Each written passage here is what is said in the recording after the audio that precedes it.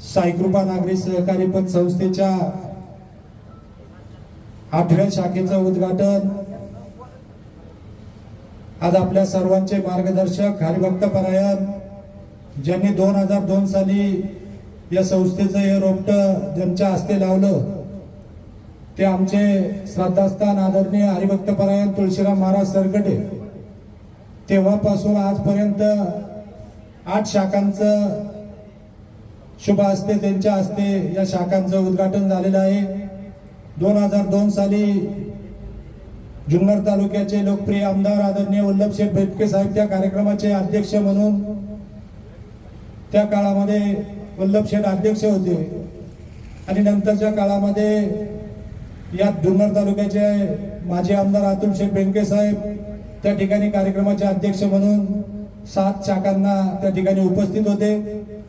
आज या ठिकाणी आवर्जून सांगायला अभिमान वाटतो की या बेट भागाचं दैवत शिरूर तालुक्याचे माजी आमदार आश्वासन समितीचे अध्यक्ष आदरणीय आमचे श्रद्धास्थान पोपटरावजी गावडे साहेब या कार्यक्रमाचे अध्यक्ष म्हणून लाभले।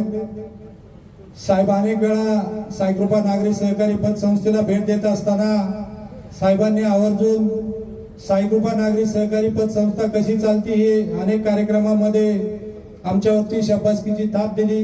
आज साहेब या कार्यक्रमाचे अध्यक्ष म्हणून लाभलेले आहेत। साईकृपा नागरी सहकारी पतसंस्था 2002 साली स्थापन झाली आणि आज बघता बघता 100 कोटीचा एकत्रित व्यवसायाचा टप्पा पार करत असताना आज जर संस्थेची प्रगती जर पाहिली तर सभासद संख्या 7329 संस्थेचे सभासद झालेले आहेत। अधिकृत भाग भांडवल संस्थेचं 5 कोटी रुपये आहे। संस्थेचं वसूल भाग भांडवल 4 कोटी 61 लाख रुपये आहे। राखीव व इतर निधी संस्थेचा 4 कोटी 76 लाख रुपये आहे आणि संस्थेच्या ठेवी जर पाहिल्या तर 65 कोटी रुपयाच्या ठेवी या संस्थेकडे जमा झालेल्या आहेत। सभासद येणे कर्ज 53 कोटी रुपये आहे। बँकेमध्ये गुंतवणूक 22 कोटी रुपयाची केलेली आहे। संस्थेची मालमत्ता 2 कोटी 20 लाख रुपयाची आहे आणि या वर्षीचा निव्वळ नफा हा 84 लाख रुपये या वर्षीचा नफा झालेला आहे।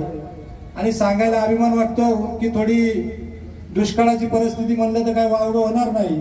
शेतकऱ्याच्या मालाला भाव नाही, त्यामुळे आपल्याकडे 5% थकबाकी राहिल्यामुळं 1 कोटी रुपये व्याज येणं बाकी राहिले। म्हणजे आज जवळजवळ 1 कोटी 84 लाख रुपये आपल्या संस्थेला नफा झालेला आहे।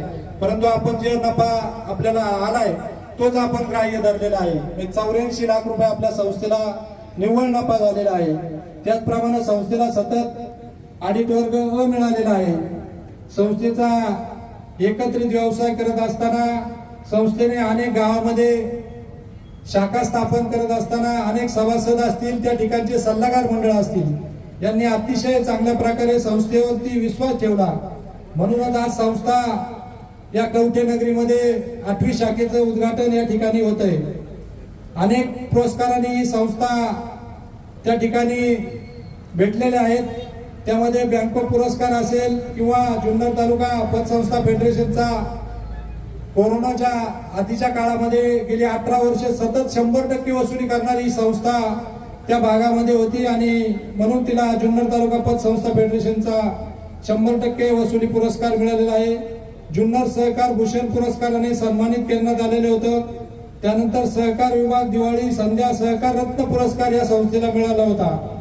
जुन्नर तालुका पतसंस्था फेडरेशनच्या वतीनं उत्कृष्ट अहवाल जो असतो आपला, तो अहवाल सुद्धा आपल्या संस्थेचा 1 नंबरचा अहवाल म्हणून आपल्या जुन्नर तालुक्यामध्ये नव्हे तर पुणे जिल्ह्यामध्ये 1 नंबरचा अहवाल म्हणून आपल्याला तो पुरस्कार मिळाला होता। संघर्ष युतो गाथा हा एक पुरस्कार आपल्या संस्थेला मिळाला होता आणि अभिमान वाटतो की जी बँक आपली आशिया खंडामध्ये 1 नंबरची बँक म्हणून ती पुणे जिल्हा मध्यवर्ती सहकारी बँक काम करते आणि त्या बँकेचे त्यावेळचे तज्ञ संचालक आदरणीय आजचे आपले अध्यक्ष बापूसाहेब गावडे त्या ठिकाणी तज्ञ संचालक म्हणून त्या बँकेवर होते आणि त्यावेळेस पुणे जिल्हा मध्यवर्ती सहकारी बँकेने आपल्या सर्वांचे नेते आदरणीय कैलासवासी अजितदादा पवार साहेब त्या ठिकाणी मीटिंग मध्ये होते। मला गावडे साहेबांनी तो किस्सा सांगितला की दादांनी सांगितलं की ज्या पतसंस्था खरोखर काम करतात त्यांनाच हा पुरस्कार आपल्याला द्यायचा आहे, यामध्ये कुठे वशिला लावू नका. आणि म्हणून आपल्याला त्यावेळेस साईकृपा नागरी सहकारी पतसंस्थेला 3ऱ्या क्रमांकाचा पुरस्कार त्या ठिकाणी मिळाला. आणि तो पुरस्कार असा होता 51,000 रुपये रोख पारितोषिक वितरण समारंभ त्या काळामध्ये अजितदादांच्या हस्ते आपल्या संस्थेला मिळालेला आहे. त्यानंतर सहकार रत्न पुरस्कार आपल्या साईकृपा नागरी सहकारी पतसंस्थेला मिळाला आहे. म्हणजे अशा अनेक पुरस्कारांनी आपली संस्था पुरस्कृत झालेली आहे.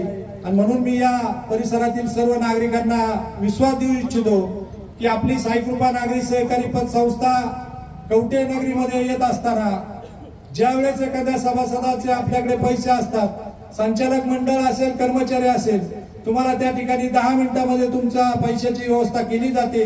या संस्थेचा एक ब्रँड आहे की सभासदांचं हित जोपासायचं, सभासदांचं रक्षण करायचं आणि सभासदांची उंची वाढवायची, हेच या संस्थेचं एक ध्येय आहे. म्हणून आपण सारेजण या ठिकाणी उपस्थित झालात. मी सर्वांचं पुन्हा एकदा सहर्ष स्वागत करतो आणि या संस्थेला सर्वांनी उपस्थिती लावली त्याबद्दल सर्वांचं मनापासून स्वागत करून या ठिकाणी थांबतो. जय हिंद, जय महाराष्ट्र.